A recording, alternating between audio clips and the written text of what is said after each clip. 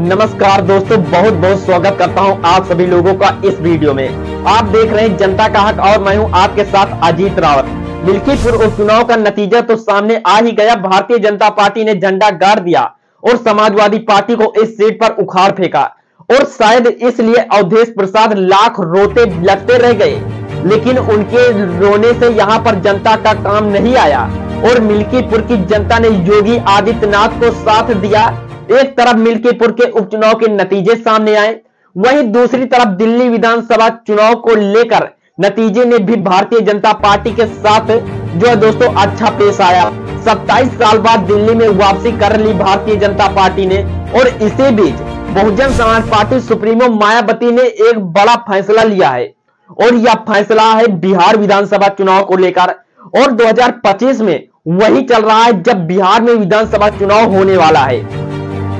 और उसको लेकर तमाम राजनीतिक दल एड़ी चोटी का जोर लगा रहे हैं ताकि वोट को साधा जा सके, जातीय समीकरण बिठा जा सके और उसकी कोशिश में सभी लग भी गए हैं। और इसके अलावा कौन किसके साथ गठबंधन करेगा, कौन किसके अलग होगा, राजनेता पाला बदलने का सिलसिला भी लगभग शुरू हो गया है। और ऐसा आप मानकर चले सकते हैं क्योंकि चुनाव से पहले लगभग सारी चीजें होती हैं और लेकिन जैसे ही मायावती की भूमिका क्या रहने वाली या पूरी तरीके से वो क्लियर भी होता है। आपको बता दूं दोस्तों, क्योंकि बहुजन समाज पार्टी सुप्रीमो मायावती ने मिल्कीपुर का चुनाव देख लिया, मायावती जी ने दिल्ली का चुनाव देख लिया और इन दिनों आपको बता दूं दोस्तों चुनाव सबके आते रहते हैं और बहुजन समाज पार्टी मायावती जी ने बिहार में विधानसभा चुनाव अकेले और अपने दम पर लड़ने का ऐलान कर दिया है। और दोस्तों आपको बता दूं, जी हां, आप बिल्कुल सही सुन रहे हैं, 243 विधानसभा सीटों पर जो बिहार की है उस पर मायावती ने उनकी पार्टी यानी बहुजन समाज पार्टी अकेले चुनाव लड़ने का ऐलान कर दिया, कोई गठबंधन नहीं करने का बात किया है। और आपको बता दूं दोस्तों, पहली बार ऐसा नहीं हुआ कि मायावती अकेले दम पर चुनाव लड़ने का ऐलान कर चुकी हो।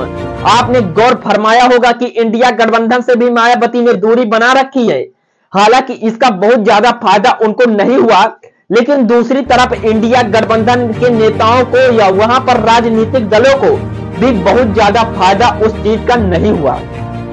दूसरी तरफ बात कर लेते हैं बिहार विधानसभा चुनाव की, तो यहां पर मायावती जी ने यह फैसला लिया है कि 243 विधानसभा सीटों पर बहुजन समाज पार्टी अब अकेले दम पर चुनाव लड़ेगी, क्योंकि किसी गठबंधन न करने के यानी मायावती की पार्टी किसी से भी गठबंधन करने की कोई अपील नहीं किया है। शनिवार को पार्टी के दफ्तर में पार्टी पदाधिकारियों की बैठक हुई, इसमें तमाम बहुजन समाज पार्टी के कार्यकर्ता नेता मौजूद रहे और यहां मायावती ने फैसला लिया और उन्होंने कहा बिहार में अब जो चुनाव होने वाला है अकेले लड़ेंगे, लेकिन इसके साथ पदाधिकारी और बसपा कार्यकर्ता यह भी दावा ठोक रहे हैं कि बिहार में बसपा की सरकार बनेगी। हालांकि यह तो फिलहाल भविष्य में गर्व की बात है कि बदलाव आएगा कि नहीं आएगा, किस वोट बैंक के साथ मायावती जी चलेंगे, इसका कितना फायदा होगा, कितना नुकसान होगा और यह गठबंधन करने को लेकर मायावती जी ने साफ इंकार कर दिया है। मायावती को कितना फायदा होगा, कितना नुकसान होगा, यह तो देखना दिलचस्प रहेगा। लेकिन आपको यह भी बताते चले कि बसपा के बिहार में प्रभारी प्रदेश अध्यक्ष अनिल कुमार ने बताया कि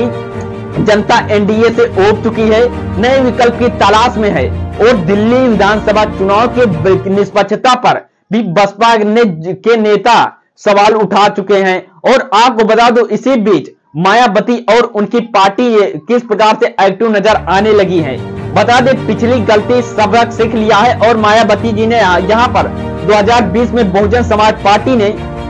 उपेंद्र कुशवाहा की राष्ट्रीय लोक समानता पार्टी के साथ गठबंधन कर 80 सीटों पर अपनी जो प्रत्याशी उतारे, लेकिन बहुजन समाज पार्टी को उनके सिर्फ एक सीट कैमूर जिले पर जीत मिली। और यहाँ पर ऐसा नहीं होने वाला, क्योंकि अगर बात करें तो जो बहुजन समाज पार्टी के टिकट पर जीते थे बाद में वो जदयू के शामिल हो गए और वो फिर नीतीश कुमार के मंत्री बन गए थे और यह धोखा हो चुकी। और मायावती शायद इसीलिए 2025 के चुनाव में बहुजन समाज पार्टी ने अकेले दम पर 2025 के विधानसभा चुनाव लड़ने का ऐलान कर दिया है और किसी भी तरह के गठबंधन न करने का ऐलान कर दिया है, क्योंकि आप जानते हैं कि बहुजन समाज पार्टी इस समय काफी एक्टिव आने लगी है दिल्ली में चुनाव हारने के बाद। लेकिन मिलते हैं किसी नेक्स्ट वीडियो में, तब तक के लिए जय भीम, नमो बुद्धाय। मिलते हैं किसी नेक्स्ट वीडियो में।